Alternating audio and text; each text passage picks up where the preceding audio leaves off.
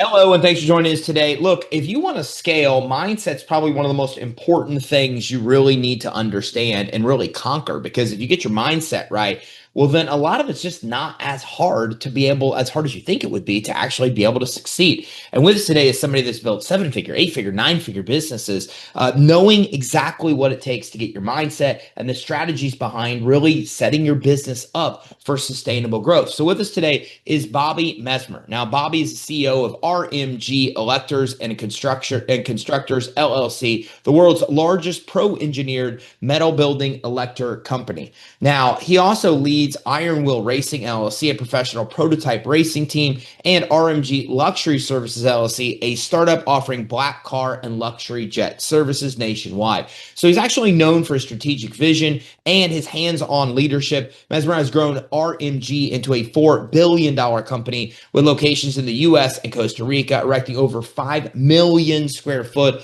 of steel buildings annually, more than any competitor worldwide. Now, he was born and raised in southern New Jersey. Has launched his first construction company in 2000, and after being defrauded by a major client in 2016 and losing millions, he pivoted to steel building erection. Now, starting with a single project in Oregon, he rebuilt from the ground up by personally training crews and focusing on sustainable growth. His disciplined, chess-like approach to business transformed RMG into an industry leader through vertical integration and unmatched quality control. He's actually a two-time Titan 100 honoree and Inc. 5000 recipient. Bobby, it remains at the forefront of business development and operations. He brings a unique blend of grit, strategy, and innovation to every venture, qualities that have defined his entrepreneurial journey. Bobby, what's up, man? You're doing a lot of cool things. Hi, man. Thanks for having me. Yeah, I appreciate it, man. That's a great intro, man. You make me sound really good. Yeah. Well, you've done some pretty good things and you're building multi-billion dollar companies and then doing it across like multiple different industries. So, congratulations, man, and kudos to your success. What do you think behind everything with the success you've had? Because it's hard to do what you've done in even one industry, let alone do it in multiple industries. So, with what do you think is some of the keys to your success with having the accomplishments that you've had across multiple industries? Yeah, I think the key for anybody to take away from is resilience, right? You're going to face heartache. You're going to face a lot of uphill battle in anything that you do, in life, in business, in family, in anything, right? But you got to have the resilience. You got to have the willingness to really kind of pick yourself up, move yourself forward, and really and fight through whatever it is that you're dealing with. That's the hard part. And most people like they want to, when they face hardship, especially in business, they want to stop and they want to be like, I can't do this. This is too difficult. This is too hard. Or, what you got to do is you speak into existence what it is that what's going to happen to you, right? So if you're saying, I can't do this, and you're constantly the woe is me, you're not gonna do it. But if you're saying to yourself, you know what, this is just a problem right now, and I need to move myself past this, and I'm gonna do better, and what am I gonna learn from what I'm dealing with right now? Then you're gonna succeed, and that's really the crux of it. Yeah. I love that. And I think people often ask me, what's the one trait, if any, that you need? And I'd say I'm the same way as you, is resilience. Like if you look at Rocky, like he was a horrible fighter. Like the guy was, was bad, but he just kept getting up and up and up and up, Yeah. just outlasted his competition. And I think about that a lot. That's kind of how I see business. What about mindset? I mean, when you look at mindset shifts, what are some of the mindset shifts that you see entrepreneurs make where they go from not being successful to being really start to become really, really successful and build a sustainable, growable business? Yeah, I think the one key factor in that is the mindset of focusing on the work and not the money. A lot of entrepreneurs really focus on money, right? Like they go into business, and obviously you're going into business because you want to make more money. That's why people start a business. Most of the time, when you say to somebody, "Why'd you start the business?" Because I want to make more money, not because I want to make a difference. When they realize that I want to make a difference, I want to do something different, and they start focusing on the work, the money just shows up. It's an inherent trait of the hard work. So so the mind shift comes when you see the entrepreneur who's focusing more on their business every day than they are on their bank account. And that's hard to find because, everybody these days are focused on bank account. You can't go on social media without somebody bragging about how much money they made today or whatever they did. And what they got to do is you got to get away from that because it's all lies. It's all bullcrap. Those people on there aren't making that kind of money. It's their, are they making money? Yes, not the kind of money that they're saying they're making. And so people get caught up in that. And as an entrepreneur, you get caught up in that because they're getting caught up in the venture capital that could be potentially out there, the funding that's potentially out there. And starts the downfall of people because, in my opinion, I think the entrepreneurs that bootstrap their businesses and they do the organic growth and they greenfield a little bit more than just going out there and taking money from somebody are going to be more successful entrepreneurs because you learn how to balance your finances. You learn how to balance your business. You're making decisions daily and you're forecasting daily on the money that you have and the money that you have coming in. That's going to make you a stronger business owner. That's going to make you more relevant in the business and the decisions that you're doing. Any idiot can take $100 million and be successful, but also look at any idiot, over the last couple of years, all the idiots who have taken hundreds of millions of dollars and bankrupted in 24 months. Just because you have a good idea doesn't mean you're a good business person. And so the mind shift that you're talking about comes from believing in yourself, being in the grind, and really, again, focus on the work. The money will show up if you do that. So if you're focusing on the business, you're focusing on the work, not the money. What part of the business do you really focus on? Like, does it make sense? Are you really focusing on solving the main problem that you solve, for example, for a client?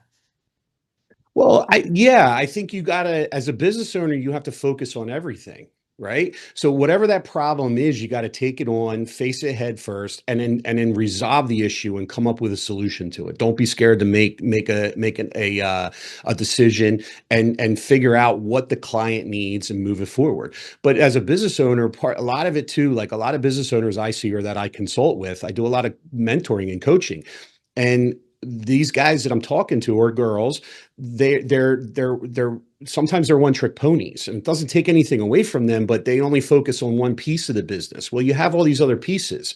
What about those? Oh, I don't know about those. Well, how do you not know about those as a business owner? You're leaving them hanging out there, on their own, flying in the wind with no support, no help. And you, as the leader that they're supposed to be looking up to, you're not providing them the feedback that they need, saying, look, here's how I want you to do it. Here's how you should do it. What do you think about this? Getting feedback from them and being ingrained and entrenched in every piece of the business. A good leader in any business knows every piece of the business.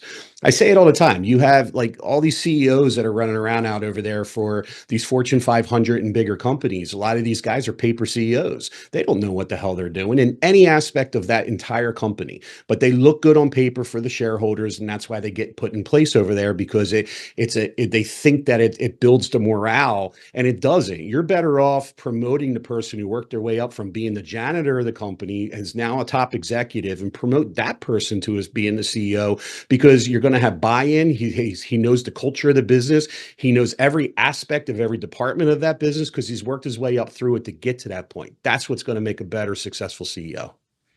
So, what do you think are some of the strategies when you're talking to those that you coach that you find are the most effective for them to get on the right track and start building the business where it's growing deliberately, intentionally, and sustainably? Yeah, I think so. What a couple of the key points that I push on is dig into each of your departments. Number one, understand what they're doing, what they need, and where they're hurting, and then create a plan, create process and procedure. Most companies I find don't have a good, accurate process and procedure through their different divisions or through their different departments of the company. Create that process and procedure, but don't do it from the top. Do it from the bottom. Ask the people in that department, what would you like to see in these processes and procedures? What do you think works? And then you migrate it, and that's where you build the culture. Concentrate on culture, concentrate on employee buy-in. That's another thing. How do you get there? Some people are so disconnected. You have to reintroduce that and how they do it. And sometimes it takes the leaders to roll up their sleeves and get in it with them. And I tell them that roll up your sleeves, get down and dirty inside those departments. If again, back to something as simple as a janitor, pick up a broom and go sweep the floor with the janitor. Like, don't, you're not too good for that. Nobody's too good for that. And so like that, so there's that piece. There's the piece of trying to understand where the company's going. Too many companies don't have a vision. And when they do, it's in the leaders' minds, or the top upper echelons minds, but the rest of the people don't know where the company's going. And so what you're doing is you're alienating all the people around you, because they see the company going in a direction, and because they don't understand, because you didn't advise them as to where you're trying to go with the company, you can't get the buy-in. So it creates miserableness. Like, people don't want to be a part of that.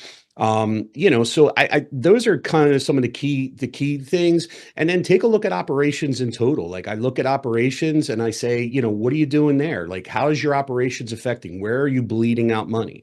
And then the last thing, the last thing is really is telling your people, don't be afraid to fail. I think that's a big one. Too many people, too many executives, too many top level, C-level executives, they expect perfection out of all their employees. But if your employees are operating perfectly, then how are you learning and how are you growing as an organization? You have to fail to grow. You have to fail to propel forward. So have an understanding, set a tone of failure is okay.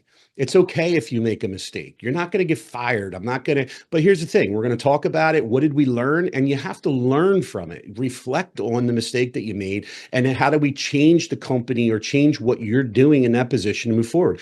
If people inherently want to do good, people inherently want to do good for their companies and their employers. So you have to work on that as a C-level person, to be able to pull out of that person that it's okay for them to fail, because the failure shows growth. When you were a baby and you started walking, how many times did you fall, learning how to walk? It's the same scenario. Eventually you learn how to walk because you learn what not to do. So perfection is wrong. Everybody strives for perfection. I throw perfection out the window. So those are some of the key factors that we start with.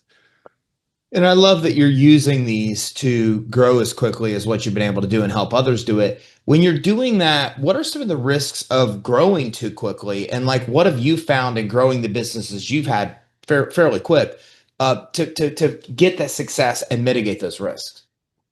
Yeah, I think it's I I think some of the failures are just pushing money out too quick in the wrong spots. I think smaller businesses, people get into that acquisition mode. They start making a little bit of money. They start their business. They make $5 million a year. They got some money left over, and they go out and they buy a boat, or they buy a new, bigger house, or they buy all those things. That's definitely a failure point. I mean, that's a problem with growth. Reinvest the money back into the company. If you want a bigger company, and you want to make more revenues, keep the money reinvesting back in. Stop pulling all the money out of the business, because it's not going to do anything for you. You have to show a rate of return. The banks want to see that. People that are financing you, if you need to go get a credit line, whatever, they need this. You got to show retained earnings, right? That. Like, it's a very simple thing. It sucks that you got to pay taxes on it, but it is what it is.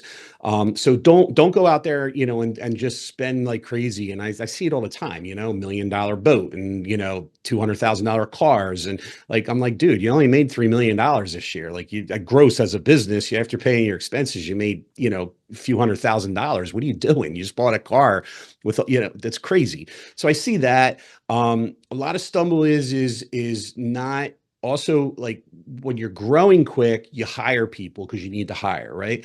So hiring is hard. It's hard. It's a problem. I hate it. The people that do it every day, I give a lot of kudos to, but in the same sense, the hiring becomes an issue, because you want to hire the right people. You want to hire the people that are pertinent for the position and are going to fit in with the company culture and do the right job.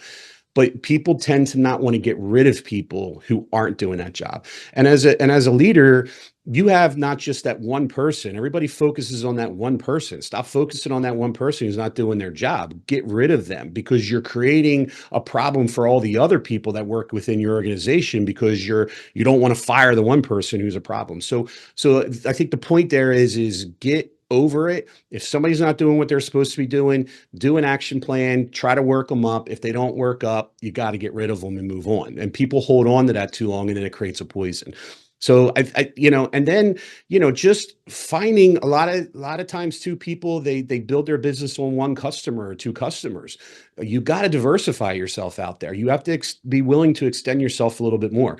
If you have one or two customers, one customer is a death wish as far as I'm concerned. If you're running business and you have one prime customer who is literally, if they're just one customer, that's a problem, because the second they don't pay you, you're out of business. It doesn't matter. And it will happen. It's going to happen. I don't care what anybody says. It is going to happen. They're either going to slow pay you or not pay you for some reason.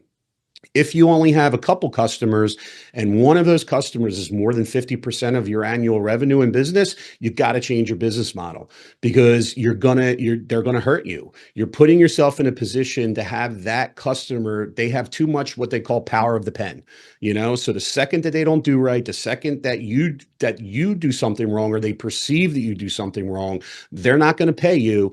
And when they don't pay you, it ain't for that one task that you're doing. They're not going to pay you for all the tasks that you're doing. And next thing too many eggs in one basket, and you're going to be bankrupt, and you're going to be in a very bad position. You talked a lot about, and I appreciate everything you just said. You talked a lot about, entrepreneurs oftentimes sometimes measure their success based on their car or their plane or their, whatever it may be. What do you think they should look at? Like, what do you think that aren't vanity metrics? Like, what should entrepreneurs really be looking at in a business to measure what true success is? Yeah, I think that's a good question. I think for everybody it's different, but the metric that I look at for other people or through other businesses is a couple key things. I think it's number one, what are you doing in your industry that's different than anybody else? That's number one. Are you differentiating yourself from your competition? Like I know for us, we are different than everybody else in our industry. Nobody does it the way that we do. And and that's key. So if you're doing that, you're doing something different. The other metric is company culture. Are the people happy? What do people say about you as a business? Like, not just you as a person. What do they say about the business?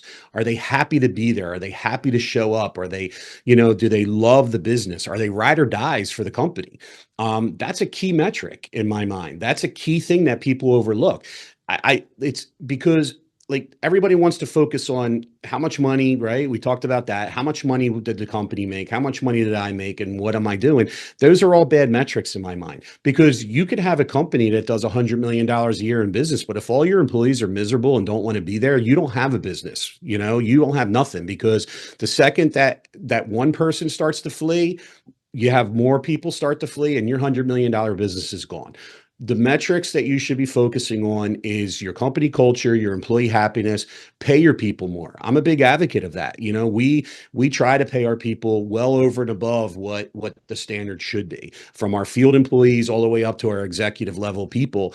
And we do that not just for retention, but we do that because the people are happy to go the extra mile. And it's a hard line to get to cross, but how much are you paying your people? That's a metric to look at. Those are the key things, because that's what makes your business. Recognize the fact that the people who are making you money. Yeah, I may be the CEO and the buck does stop with me, and I'm the one who sets the tone for the business.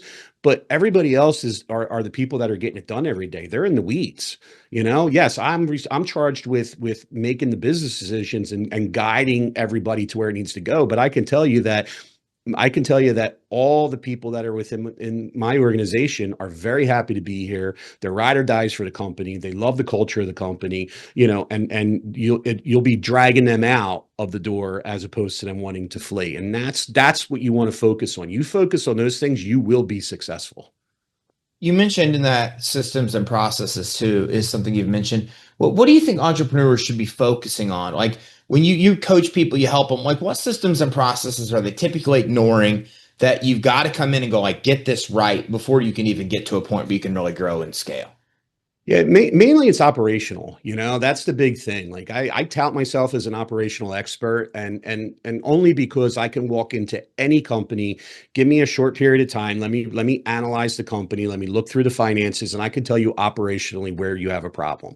And it doesn't mean that maybe you're heavy or you need to get rid of people. It means that you're just not operating operationally efficient, right? How many times have you walked past I'm going to pick on DOT guys right now. You know, how many times you walk past the DOT traffic site and there's 50 guys standing around and one guy working, right? That's operational inefficiency. There is no reason for that. And there's 5 miles of cones set up on the road for two pieces of equipment working with all of those guys standing around. That is operational inefficiency. So it's in my mind, it starts there. And the best leaders are operational guys. You know, you take a guy like as an example, take a guy like Elon Musk, right? Elon is successful because Elon digs into the operations of his business. He's known for that. Like he's in it with his people. He's not the rocket scientist. He's not any of those things. He's an extremely smart guy, but he digs in it with them. He's there. He's on the floor when the things are going together, and he's understanding it, and he's looking, and he's fine, and he's in it with the people. So to that point, in any business that you're doing, you have to have your operations very tied in, because your operations are what are going to make or break you in any business. Doesn't matter what you are. If you're an accounting firm or a legal firm, operations of that firm are what's key. How you're operating, how you're billing, how the things are moving in and out through the firm. If your operations are lagging, you're going to be bleeding money, you're going to be inefficient, and you're going to see your bottom line go down, and then you're going to start losing customers, and it starts to, snowball from there, right? Any person in any business, you got to have your operations down, even if you don't know it. Some people are like, well, I hire an expert for that because I don't know it. I understand that. I hire experts for the things too. But at the end of the day, like, I'm involved, right? Like, we talk about like podcast room. Like, I don't know what I'm doing with any of this technical equipment in over here, but I'm in it with my guy Justin, hanging the TV on the wall and understanding and the setup and operationally in it. So it's being done efficiently. He gets what I want out of it. I take his input of what it should be, and now he's happy, and he's especially happy because here I am, the CEO of a company, working right alongside with him, hanging a TV on the wall at 7 o'clock last night. That's what makes you efficient in a business. Hmm. What about habits and routines? What are some of the habits and routines that you think are important for an entrepreneur to have? Yeah, that's a good one. I think there's a lot of cliche in that side, right? In that question. But I do think that it's relevant that, number one, I think taking care of yourself as a person, I think that's really important. You are a reflection of what people want. If you're a sloppy kind of person, I don't know how else to say it, but if you're a sloppy kind of person, and you're not, you're not taking care of yourself, that's a reflection of the business and what people are going to want, in that business, right? So I think that that's number one. I think number two, I think it's reading, having an understanding of having an understanding of just knowledge of the world, basically going and, read, I'm constantly reading books. I probably read 2 or 3 books a week without even thinking about it. So I think, doing that, being up on current events, understanding what's going on in the world, staying out of, little things like, staying out of the little things like the politics. You can have your side and your sway on either side, but you shouldn't like vocalize it too much. Keep it kind of to yourself, in my opinion. But I think also too, being active outside, giving back, I think, is a big thing. I think you definitely want to give back to society, donate your time, donate all of your, donate some money, be part of causes that are important to you. I think all that's important as well.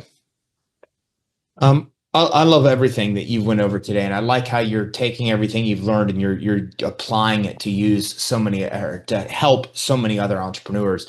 When you're helping entrepreneurs, what are some of the biggest roadblocks you see? I mean, outside of what we've kind of talked about today, what are some just the blockers that they see? Because sometimes I find that you're so in your business that it's hard to see things from like a different lens. And sometimes the problems aren't that hard to fix, but you're so close to it that you can't even see anything other than what you see. Like those biases are there, kind of keeping your mindset focused the same way it always has.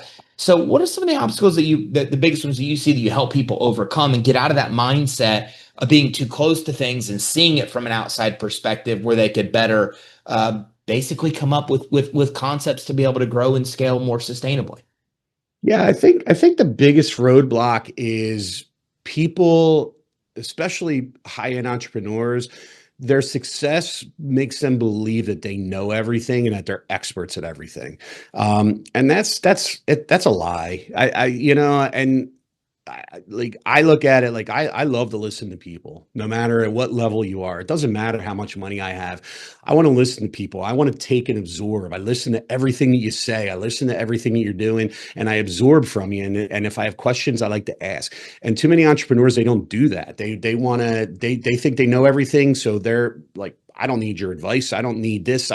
That's the roadblocks, you know. And I think what you're doing is all you're doing is holding yourself back. Have a willingness to stop and to put yourself out there and to listen to people. And it doesn't matter what level they are. It doesn't matter. Again, I go back to the janitor scenario. It doesn't matter if they're the janitor. There are things that the janitor knows that you don't know. So why not learn it? I mean, I use this as an example. I know a lot of high level CEOs who think they know everything, but can't hang a TV on the wall in their own house. Well, guess what? You're not everything that you think you should be, because that manliness that you're supposed to have to be able to do things around the house for your wife and your kids and be able to build the toy or whatever, if you can't do that, you're not everything. You're just a guy that makes a lot of money. That's all that you are. So be well-rounded and take the advice of people. Listen to people. Don't think you're the smartest person in the room. I know that again, cliche, but at the same time, it is true. A lot of guys like to just overtalk the room as opposed to sitting back, listening and taking it all in as to what everybody's doing. I think that's right there. That's the biggest one.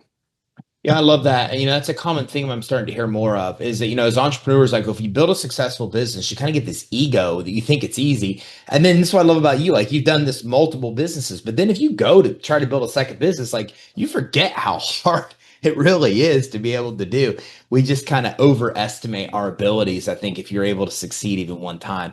Bobby, I love everything you've said today, but we've really just scratched the surface. I mean, you're such a smart guy. You've done such amazing things across multiple industries and built billions of dollars in worth in these businesses. So those that are watching this, where can they go to be able to learn more? You mentioned you do some mentorship and coaching too. Where can they go to dive in to learn more about you and get some of these access to these ongoing trainings, and then learn a little bit more about working with you as well? Yeah, I appreciate that. So BobbyMesmer.com is my website. They can go there. Bobby Mesmer on Instagram, Facebook, and TikTok. Go there. You can message us. My team will get back to you, and we'd love to work with anybody who has questions. Love to just talk. You can also find me. I do a lot of live broadcasting on LinkedIn as well, so you can find us there. But yeah, hit us up. We're happy to help. We love the talking. I love giving back to the people. That's the big thing. I've got so much. I say it like this, and this isn't my slogan, but it's the best slogan. I've already paid the dummy tax. So if I can allow you not to pay the dummy tax because I can help you, then that's a win for everybody. I love it. Bobby, thanks again for coming on with us today. Ty, thank you so much. Appreciate you. All right, so listen, if you're watching this, go to BobbyMesmer.com. That's BobbyMesmer, BobbyMesmer.com. And there you're able to go to the bottom of the page. You're able to just fill out a form to talk a little bit more, to talk to Bobby's team about what's involved with working with them. And then above that, you're able to find just a bunch of training. There's just so much stuff there. You can read about all different types of things about him and his companies in the press. You're also able to see other podcast interviews they've done and just a lot of good informative information. And it's all at BobbyMesmer.com. So make sure you check it out. And while you're at BobbyMesmer.com, get that form in the bottom and just fill it out to have a quick talk with his team to see what's possible. Because again, as he said, like skip the dummy tax. We all go through that. Sometimes that could cost us years of being in a stale business that's not growing or not generating the profits or financial freedom we want. And it's not that hard to overcome if you get with somebody else that's already been there and done it across multiple industries and build the kind of thing that you probably love to build. So you can make that happen by just filling out that form at the bottom of BobbyMesmer.com. So thank you very much for tuning in. Take care. Have a great day.